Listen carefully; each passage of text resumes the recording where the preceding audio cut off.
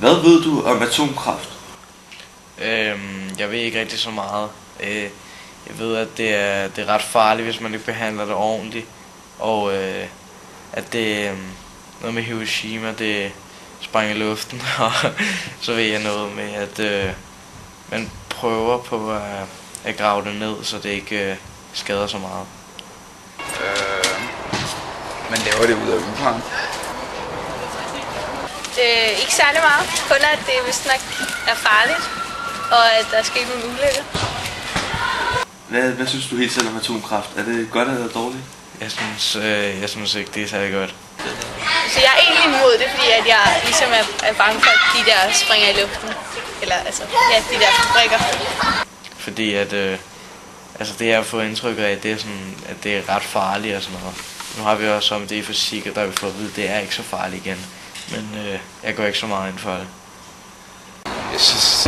Jeg synes det er okay, altså. Der skal bare være noget sikkerhed på de der atomkraftværker, så de ikke nedsmelter.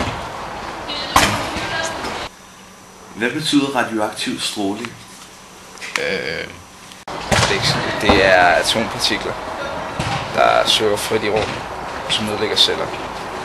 Det er vel nogle stråler, der kommer fra atomen. Ikke fra kraftværker, men det de arbejder med derinde. Og så kan skade mennesker og sådan noget. Det betyder, jeg ved ikke helt, det er noget med nogle partikler, der går igennem ens krop og påvirker ens celler. Jeg er ikke helt sikker.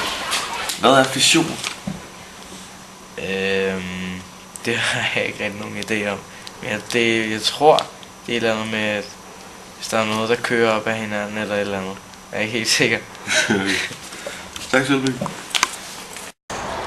Fission? Ja. Det er når man smelter to atomer sammen. Nej, det er når man skiller dem ad, hedder det.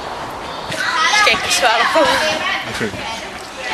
Er det noget, du kunne finde på at undersøge i din fritid? For eksempel hvad fission er, eller noget andet omkring atomkraft? Nej, for jeg ved, at vi skal have det i fysik, så gider jeg ikke bruge tid på det. Okay.